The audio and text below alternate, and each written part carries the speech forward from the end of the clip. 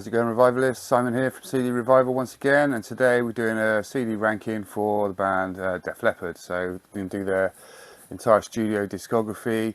I'm not going to include the covers album called Yeah, although it's officially part of their, studio discography. It's a covers album. Simon doesn't do covers albums, especially not in rankings. So yeah, we won't be covering that one. Also Retroactive, which is like a B-sides collection, although it's a cool album, we won't be including that one either. But all the other albums with original material, we will be covering.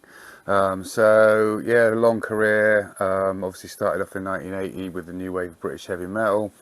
And they've changed their styles to a degree. They've become more polished. A lot of people prefer the older, like, more metal, like Def Leppard.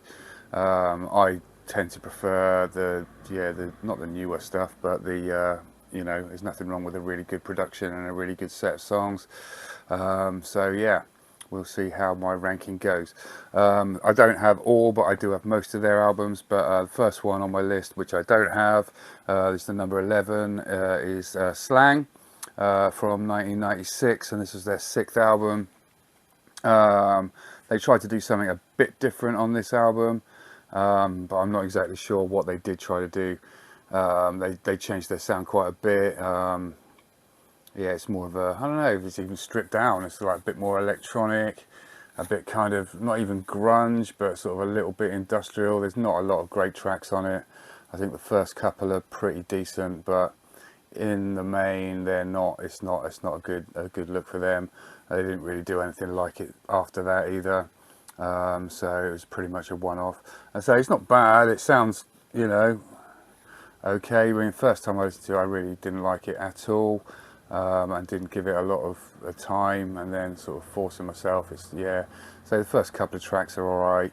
There's a fair few ballads on there. It's just a weird sounding album, man. I don't really know what exactly sound they were going for, but it didn't really work for me. So yeah, that's my number 11.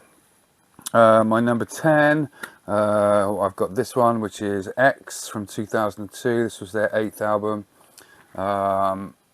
Gets quite a lot of bad reviews, this one, and it is quite poppy, but so I don't mind that too much. The beginning track, the start track Now, is pretty decent. Unbelievable is quite good. You're So Beautiful is super catchy. Every Day, super catchy. Long Way to Go, super catchy. So the stuff on there that's good. Cry's pretty cool. Gravity is alright, it's not bad. But yeah, it's got quite a poppy sound on it, and they've been absolutely slated for this.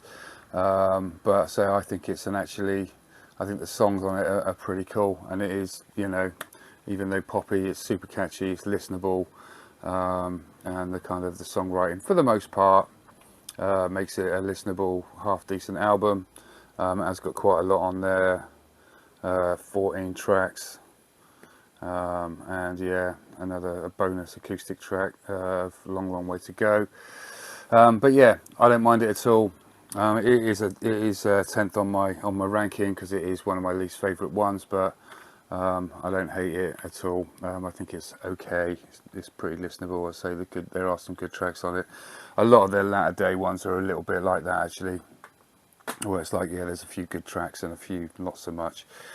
So my number 9, is their 11th album, which is just titled Def Leppard, from 2015.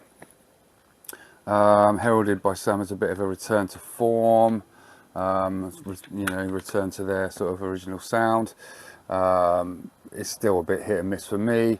Let's Go is a good start track. Dangerous is a good one. Man Enough is literally another one bites the dust esque. It's very much influenced by that. Let's Go, saying that, it's very much Pour Some Sugar on Me. Yeah, it's alright. Sea of Love pretty much rips off the Tears for Fears song, Sowing the Seeds of Love, in the chorus, as far as I'm concerned. All Time High is quite good. It's got some good tracks on it, but it's patchy, and say 14 tracks once again, it's probably far too long. and does suffer a little bit for that. But it's, you know, it's okay. So 9th place on the ranking. Not a horrible album, but yeah, definitely up and down. Some good stuff, some not so good stuff. So that one's at number 9. 11th album from 2015. That's just entitled Def Leppard. The next one's the only other one that I haven't got, and that is their most recent album from this year. So that's Diamond Star Halos. Once again, a long album. There's a couple of tracks with Alison Krauss on there which are a bit country-ish, which aren't so great. The first couple tracks are decent. Yeah, once again it's patchy, goes on far too long, and too many filler tracks as far as I'm concerned. It's you know, people had high hopes for it, you know, maybe you like it, but I thought it was, you know, it was okay at best. Hence that being only at number 8 on the ranking, and that's their most recent, the 12th studio album. That's Diamond Star Halos from 2022. Yeah, it's alright, I say, but yeah, too long, too many meh tracks on it. It's, you know. Then I have got at number 7 some songs from the Sparkle Lounge. That's from 2008, and that is their 10th album, I believe. Yeah, 10th album. This one I do quite like.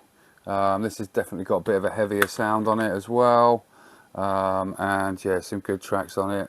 Go's a good one. Nine Lives has got Tim McGraw on it, which yeah, I think it's a good. Well, it's really catchy, man. It's a really catchy track. Come On, Come On, it's a good catchy track, and yeah, it's got some other good stuff on it. Hallucinate I really like, and yeah, Come Undone's alright. But yeah, I like this album. It's a bit more stripped down. It's a bit more, yeah, back to, you know, some good old rock and roll without it's not too long. It's only 12 tracks, including the bonus track. But yeah, well worth a listen, this one. I think it's one of their better latter day albums, hence the reason it is at number 7 from 2008. 10th album, Songs from the Sparkle Lounge. Pretty decent. Then at number 6, I've got their first album, On Through the Night, from 1980. And it's pretty much a straight up new wave British heavy metal album. Production is not what they then became known for. Rock Brigade's a brilliant opening track. Hello America I really do like as well. Satellite I like. Wasted is pretty decent too. And the last track, Overture, is like a 7-odd minute one, which is quite interesting. A few different parts on it. Awesome cover as well, in a way. It's either a really massive guitar or a very, very small truck, but either way, they come in from the moon, because why not? But yeah, not a bad first album from them. I say not as polished as they would go on to be, and some people might like it, might think it's their favourite album. I know what people can be like. It's like, oh yeah, they were so much better when they sounded, you know, raw, let's just say. But yeah, a decent album, good start. Middle for diddle on my list, pretty much. So 6th place, first album, On Through the Night from 1980. A good debut album. At number 5, I have got this one, which is Euphoria from 1999. This was their 7th album. And yeah, I really like this one. There's some really cool stuff on here. Yeah, I really do like this one. Demolition Man is a good opener. Really got a sort of 70s glam rock vibe about that one. Promises I love. I think that's a fantastic track. Super catchy. Just a really, really good track. Back in Your Face is another really good catchy one. Really good. Paper Sun I really like. Disintegrate is pretty cool. Day After Day, 21st Century Shalala Girl is cool. But yeah, it's a good like album, this one. This one came after Slang, which was, you know, pretty shit. And this one was a bit of a return to form after that. So yeah, do enjoy Euphoria. I think it's a really good album. So yeah, check that one out if you like their, you know, classic era. Denard over 5th and 4th, 4th and 3rd rather, for a while. In the end, I've gone for this one as my number 4, which is Adrenalize. This was their 5th album from 1992. So the follow-up to the classic Hysteria, and very similar sort of sound to Hysteria on it. Songwriting not quite as good. It has got some good tracks on it. Heaven is a really good one. White Lightning's a fantastic track. This is the one that they did like where Steve Clark basically passed away halfway through, so they finished it off without him. Vivian Campbell did join the band at that point as the touring guitarist, but he didn't play on this album. It's all the guitar work done with Phil Collen. But yeah, it's got some good tracks on it. It's got Tear It Down as well, which is a good track, although it was originally the B-side of Animal, and they kind of re-recorded it on this, and it doesn't sound quite as good as it did on the B-side, but still really good. And it's high on the cheese as well. You've got Let's Get Rocked, which is a cool track, although super cheesy, and also Make Love Like a Man, which is yeah, it's an okay track, but yeah, heavy on the cheese.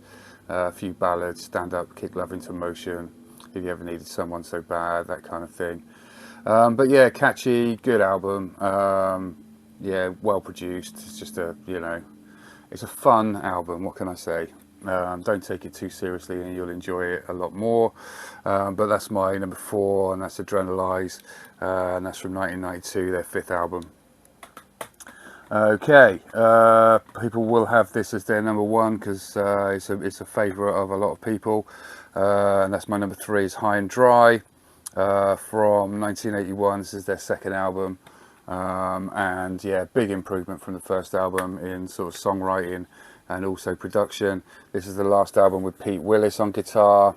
Obviously was replaced by Phil Collen for the next album. You can see they're not quite so coiffured in the inlay there. This is the remastered version, so it's got a couple of bonus tracks on it, well, remixes of Bringing on the Heartbreak and Me and My Wine, which are both really good tracks. Starts off with Let It Go, which is a good rocking track, another hit and run. It's a good rocking album, this one. If you like the heavier side of Def Leppard, kind of gives you the best of both worlds, because you've got the sort of heaviness, not heavy, but you know, it's heavier, and also like a decent production. First one they did with Mutt Lange, obviously famous producer, did Back in Black, etc, etc. But yeah, High and Dry, the title track's really good. Bringing on the Heartbreaks, their first sort of classic ballad.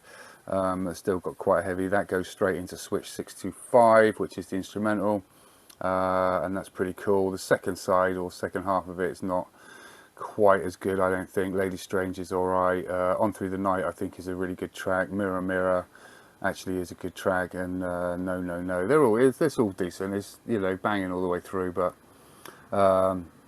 only sits at number 3 for me. I think the song, it's not, I just prefer the other 2 that I've got at 2 and 1. I think they're, you know, by far the 2 best Def Leppard albums, but this is a good one, and if you've got this as your number 1, I understand why, but for me, only number 3. Once again, these 2 I pretty much rank evenly, but I had to choose a number 1, and obviously, like, you know, then you sort of take emotion into it and what you were doing and when you were listening to it originally. So my number 2 is the classic Pyromania, their 3rd album from 1983, and yeah, the top 2 could swap places easily. I understand if you've got this one as your number 1. Once again, it's got some good rocking stuff on it. Rock 2, Drop to Open. Photograph was a massive hit in America. Stage Fright's probably one of the weaker tracks on here for me. It's alright, it's quite a heavy track. Too Late for Love is brilliant. Die Hard the Hunter is, you know, is a good one as well. Falling's cool. Rock of Ages is a classic track. Coming Under Fire, brilliant. Action Not Words, really like that one. Finishes off with Billy's Got a Gun, which is another really like great track. But yeah, it's a superb album. Obviously, this is the one that sort of put them on the map.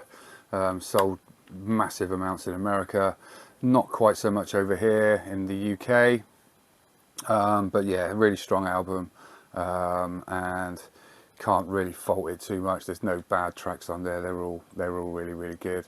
Mutt Lange again on the production, does a great job, and yeah, an album for them to be proud of. and they only surpassed it, in my opinion, with one album, and that's coming up next as my number one. And that is obviously the classic Hysteria, which is their fourth album from 1987. And yeah, just not a bad track on this. Actually listened to this today, and yeah, still love it as much as I did when it first came out. When it first came out, I just listened to it all the time. It was on heavy rotation, and yeah, every track's superb. It's about an hour long for the whole, and there's not a duff moment. The opening track, Women's, brilliant opener, really superb track. Rocket next is a good one. Animal, the first single, really like classic track as well. Love Bites, probably the weakest track on the album. There's 3 ballads on here, and Love Bites is the weakest of the 3, I think. Pour Some Sugar on Me, classic. Armageddon It, great track. Gods of War, it's a really good one. Don't Shoot Shotgun and Run Riot kind of like go into each other. They're both really good rocking tracks, up tempo, especially Run Riot. Hysteria, the ballad, fantastic, probably my favourite ballad they've done. And then you've got Excitable, which is a good up tempo fun track, and then finishes off with Love and Affection, another ballad, but that's, you know, also really good. So top to bottom, can't really fault Hysteria in my opinion. People say it's overproduced and what have you, but they had a lot of obviously troubles during the making of the album. It took a long time, although not as long as albums take to make these days. Nowadays it's like, you know, if you take 5 years to make an album, that's pretty standard, but back then it was just like, yeah, it took obviously 5 years or so to make the album. And yeah, it was well worth it, you know. So the production is faultless, the harmonies are amazing, everything just comes together really perfectly to make just a classic, massive, multi-million selling album. And if you've got a problem with an album that sounds really, really good, then that's your problem, man. There's no there's no fault in that to, you know, make something that sounds really, really good as far as I'm concerned. And that's what this album does. So yeah, by far, well, not by far, so this and Pyromania could flip-flop as number 1 and 2, but I think from you know, a personal point of view, this one for me just takes it, just because it's, you know, longer and, you know, just completely flawless really. So yeah, Hysteria, my number 1. And I say I've also got the retroactive CD as well, which has got some good stuff on it. This is like sort of a few outtakes and bits left over from Hysteria. I think Desert Song is a leftover one, Fractured Love. It's got a cover of Action by The Sweet, which is pretty cool. It's pretty, you know, pretty faithful to the original. 2 Steps Behind is a B-side, I think. You got Right Into the Sun as well, Ring of Fire, I Want to Be Your Hero. They're all sort of B-sides from Hysteria. Pretty cool.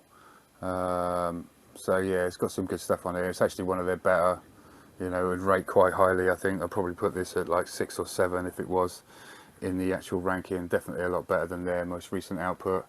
Kind of cool cover as well. And this came out, yeah, after Adrenalize, I believe. So yeah, I think what do you call it, Vivian Campbell plays a couple of tracks on here as well. So that was his first foray into recorded Def Leppard. So yeah, good album, well worth checking out. So yeah, that was my Def Leppard ranking. Let me know if you agree or not. Let me know what your favourites are, and put them in the comments below. Make sure you like and subscribe to my channel so you get the next rankings and CD collection videos. I started doing a few new album reviews now as well, so keep your eyes peeled for any new content. And thank you very much for watching, and I will catch you next time. Take it steady. Cheers.